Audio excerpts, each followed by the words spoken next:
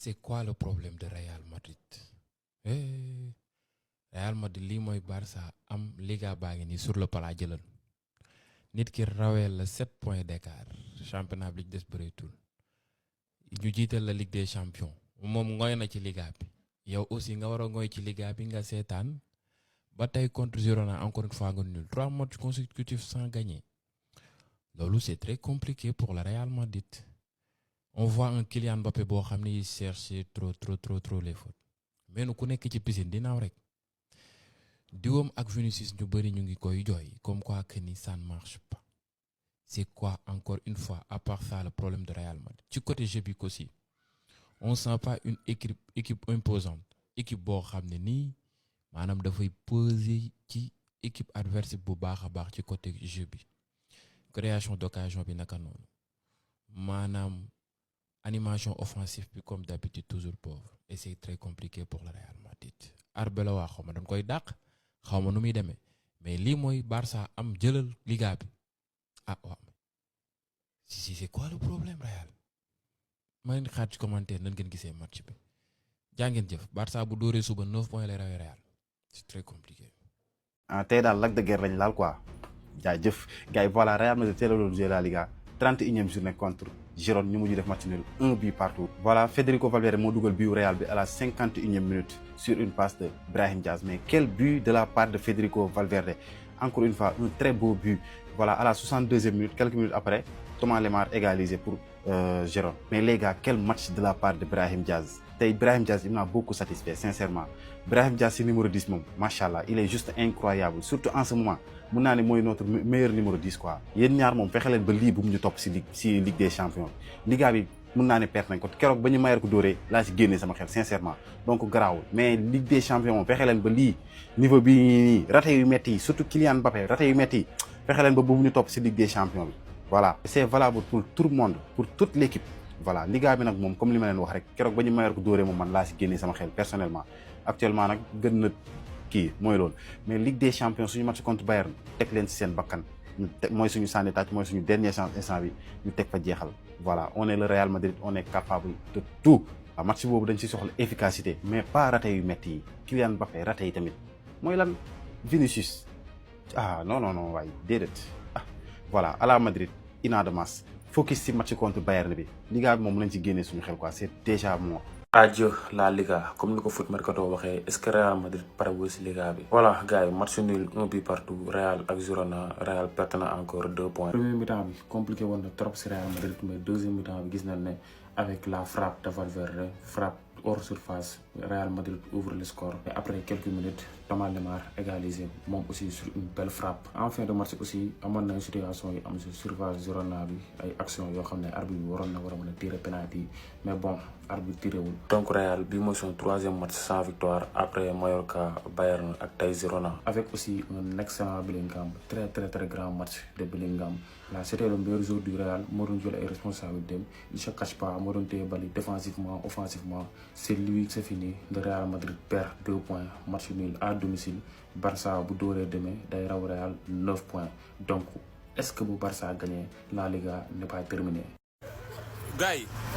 waxoon naa fi taxee si ginnaaw ni leen le problème du Real c'est Kylian Mbappé ñii saaga ma ñii ni njool mi xamul football fi ma nekk nii nag maa ngi ci mécanicien yi damay defar sama moto moo tax mënu ma def vidéo mais billahi le problème du Real bu leen koy seet bu leen ko wër fenn waa ji la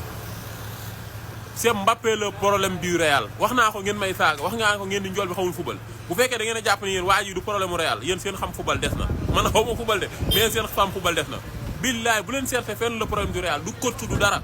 tant que waa ji mu ngi fi waa baax na j'espère que yéen a ngi jàpp ba léegi ni njool moo xamul football baax na nañ dem rek. Real Madrid xaw ma Real Madrid xaw ma Real Madrid xaw ma lu mu tudd sax kon moom dañ kaa mujj égaliser kon Real championnat daal defe naa ni moom Builders sax si Builders lay teg sama xaalis Real championnat moom du dara ba seen xel dal na si contre Bayern bi yéen bu dee seen xel dalul de moom mais Real Madrid Ligue des champions beneen affaire la Real Madrid Ligue des champions beneen affaire la beneen xar kanam la non Real Madrid moom lu sa xel dalul moom ba Ligue des champions moom non Ligue des champions da kaa mën yëpp mën la mais est-ce que Bayern dina ko bàyyee Real Madrid léegi dañoo commencé ñàkk caractère quoi amatuñu benn fulla daal man Real Madrid amatul fulla xam nga man damaa yaakaar Real Madrid ba woon ba léegi moo nekk nii mais Real Madrid léegi amatuñu benn fulla jamonoy ñoom Chris Ramos cey Ramos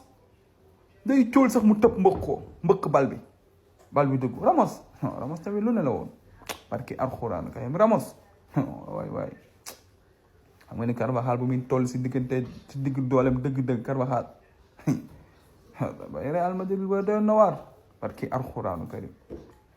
ay bànni laa lay wax nii ñeneen ñëpp du ma leen wax de mais billaay walaay taala ay Pepe ak seen góolu bi Navas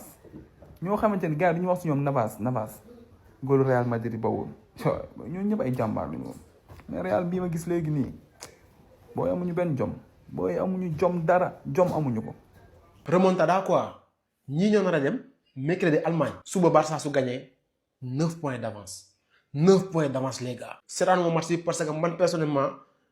damaa yéex a xam ni Real Madrid day joué tey match vendredi match PSG la woon effectivement te Real joué à domicile Real Girona la doon joué Real Girona match nul 1 but partout et su ma juumul ale ba Real gagnewul Girona. donc ça veut dire que cette saison Real Madrid Girona c'est toujours compliqué pour le Real. soo xoolee le Real avait ouvert le score grâce à Federico Valverde après Thomas Lemar égalisé. Real pour man instant bi ni mën na wax adieu à la Liga comme ni ma ko waxee la fois passée parce que suba incha allah Barcelone su gagné da koy rawee 9 points. mais les gars actuellement ça se complique pour Kylian Mbappé depuis que bi mu ñëwee ba mu defee retouram de blessure su ma juumul c'est 3 matchs 3 défaites 3 titularisations 3 défaites. titularisation contre le Mallorca défaite du Real titularisation contre le Bayern défaite du Real aujourd'hui aussi titularisation contre Girona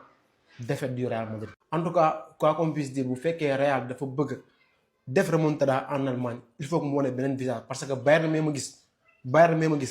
ils ne sont pas là pour jouer. mais daal quoi qu'on puisse dire remontada ou pas remontada ñun suba nañ gagné rawee ko 9 points comme ça dinañ mën a concentré wu carrément si Ligue des Champions. gëj naa am bànneex ci football daaw ba ren li ma naqare yëpp Real la koy teg yëpp 7 points c'était jouable de c'était bien possible bu fekkee des na 7 journées mais instant yi 9 points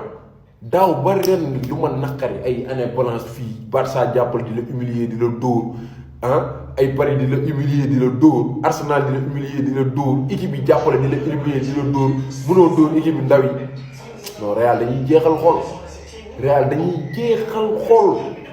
supporter Real jamono ji gisuma lu ko gën a metti ci àdduna dafa metti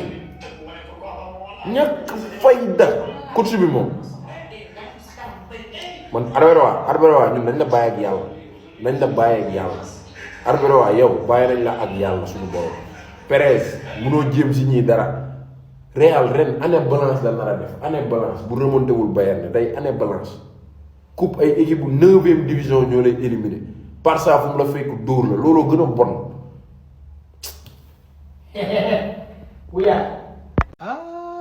ñun gars yi ñun pour ñu éliminer Bayern loolu dina yéeme de li tax ma wax ko mooy niñ manqué efficacité léegi zéro efficacité zéro Real léegi balaa muy dugal maanaam occasion yu bëri mën nañ ko am mais pour ñu dugal moom mooy problème bi c'est compliqué ak animation bi ci attaque bi aussi dafa des tellement que il a fallu que Mbappé jógee ci pointe bi dem côté gauche ba Gonzalo Garcia dugg pour sa attaque bi xaw a tane tuuti mais sinon attaque bi c'est compliqué ba pare on rate beaucoup d'occasions dañoo desee maanaam sérieux tuuti ci lu ñuy def moo tax pour éliminer Bayern Munich ça va être trop compliqué parce que pour éliminer Bayern il va falloir minimum yow xalaatal ne di nga dugal ay 3 buts 4 buts te Bayern Munich xamal ne ñoom dinañ la dugal donc soo manqué efficacité à ce point xamal ni Bayern bu dugalee ay buts yow boo dugalu après da nga wéy rek c'est compliqué c'est trop compliqué bu leen nag juger match tey bi ak match bii di ñëw parce que déjà c'était pas le 11 du Real Madrid qui doit jouer 11 bi ñu doon jouer tey nekkul 11 boobu moo war a jouer contre Bayern mais quand même ñi ci attaque bi da nga xam ne ñii ñoom ñoo nar a jouer ci attaque bi doo nar a gis ku lu Vinicius Junior ak Kylian Mbappé donc su fekkee ñoom dañuy rater à ce point ils n'ont pas aussi efficace que ça va être compliqué contre le Bayern Munich sincèrement xam nga fa la ñuy jaar nag mais on rate trop d'occasions ñu nga am ay occasion mais dañuy rater rek ça c'est pas bien wax dëgg si ba dëgg yàlla c'est pas une bonne attitude et on peut dire bye la Liga bi moom wax dëgg yàlla faxas nañ ci bu yàgg mooy noonu. neexut a weddi de mais depuis qu'ils sont de retour non blessés Real ne gagne plus lu incroyable dem nan ñu tegale 5 match gagné ko ñëw nañ ñu tegale 3 match mënuñoo gagné. tiréwuma ci kenn Bellingham a fait un très bon match. Bellingham vraiment exceptionnel. Bellingham bi ñu doon gis nga xamante ne dañ daan kontaan di ko gis muy jouer moom lañ gis tey moom lañ gis keroog entrée mooy loolu keneen ak keneen noonu voilà on a beaucoup raté bu fekkee li leen nar a yóbbu fële ci Allianz Arena am ca Bayern bee boo ñu teel a déclaré forfait dem parce que bu dee nga soxla bi ba pare di raté ay bal yu dul jeex di manqué efficacité moom bu yeboo nga xam ni jërul ngay dem toogal. Combien d'occasions, combien de situations. Et vraiment, ce que je veux dire, j'ai aimé le match de Brahim Diaz, Bellingham, Brahim Diaz, je vous l'ai dit, depuis depuis nous récupérer comme Milan, c'est le joueur qu'il fallait, mais le problème c'est que sous-côté du Real Madrid. Brahim Diaz, c'est un joueur exceptionnel. Numéro 10, je vais man xaar naa ko Milan parce que damay supporter Milan et bi muy nekk Milan numéro 10 ko doon teg mën na dribble mën na passe gaaw na zoom am na vitesse am na efficacité aussi day dugal c'est le numéro 10 ultime mais on l'utilise pas ñes bi contre Bayern Arda Güler lay teg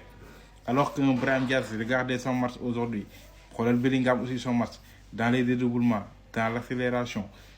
dans les replis défensifs Valverde aussi a été là il a marqué son but. Le problème, moi, Vini rate beaucoup, Mbappé a beaucoup raté aussi. C'est ça la réalité, un but partout. Barça doit recevoir les 9 points. Lors mon cap, dans l'âme, je vais dire que lors moi, je vais mon néon n'a pas avec bon 4 points. Là, tu as parlé, il y a carrément le Real am bonus de la saison vie, mais voilà, on continue à faire des contre-performances et c'est comme ça. On y peut